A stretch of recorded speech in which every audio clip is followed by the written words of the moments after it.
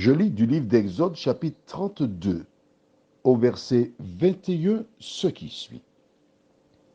Moïse dit à Aaron, « Que t'a fait ce peuple pour que tu l'aies laissé commettre un si grand péché ?» Prions. Notre Dieu, notre Père,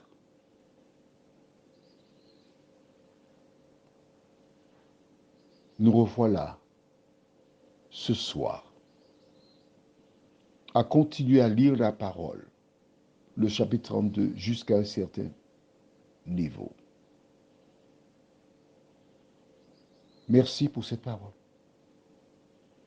Merci pour la compréhension, pour le Saint-Esprit qui nous dirige. Au nom de Jésus, pour ta gloire éternelle. Amen. La première chose que fit Moïse fut de détruire le veau d'or. La deuxième, il s'est rendu vers Aaron. Et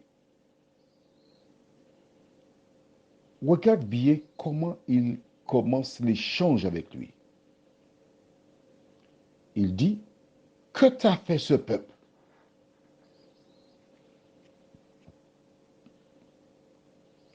Bizarre. Tu serais tenté de dire, pourquoi as-tu laissé faire? Pourquoi ont-ils fait le veau d'or?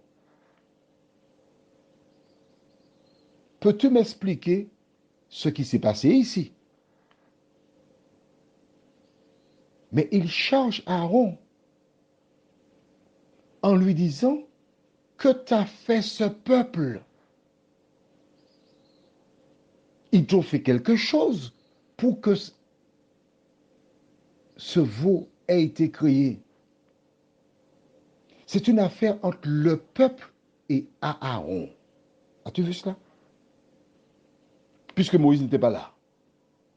Que t'a fait ce peuple pour que tu l'aies laissé commettre un si grand péché? Pour que tu l'aies laissé faire ce qu'il voulait? Nous allons actualiser cette déclaration. En l'absence de Moïse, Aaron était celui qui devait faire quoi? Protéger le peuple. C'était le berger. Moïse avait laissé le peuple sous sa responsabilité. Il pensait qu'Aaron était le berger qui protégerait le troupeau, qui veillerait à le protéger des influences extérieures et de demeurer fidèle à Dieu. Il dormait sur ses deux oreilles. Pourtant, il découvre qu'Aaron n'était pas à la hauteur. Rappelle-toi, au début du chapitre 32, nous allons lire versets 1 et 2.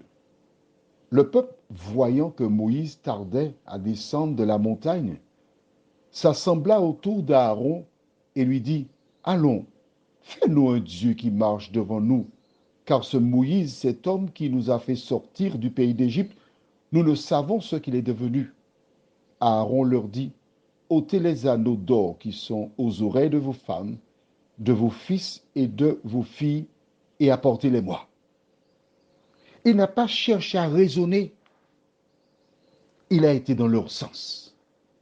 Nous voyons donc que le berger qui devait conduire les brebis était devenu, excuse-moi l'expression, un papa mouton qui se laissait conduire par le troupeau. Dans beaucoup de familles, il y a des enfants qui ne connaissent pas Dieu, qui veulent imposer leur perception. Le devoir des Aaron modernes consiste à leur dire non, voici le chemin, nous marchons dans ce chemin-là. Même si les enfants montent au plafond, ça c'est leur problème. Mais en tant qu'Aaron, tu dois marcher selon la parole de Dieu. Dans une communauté, tu te dis berger, et des membres viennent te dire des choses pour faire ce qui est contraire à la parole de Dieu. Tu dois dire non. Ainsi parle l'Éternel. Alors, es-tu conscient que la première personne que Dieu va interpeller, c'est toi?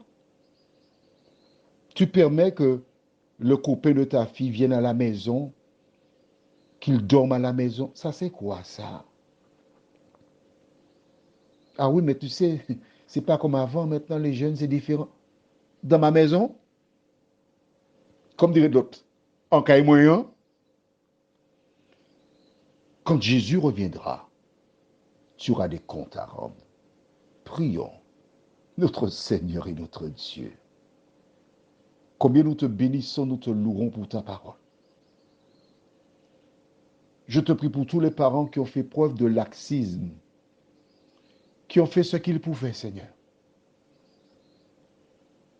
qui se sont trompés.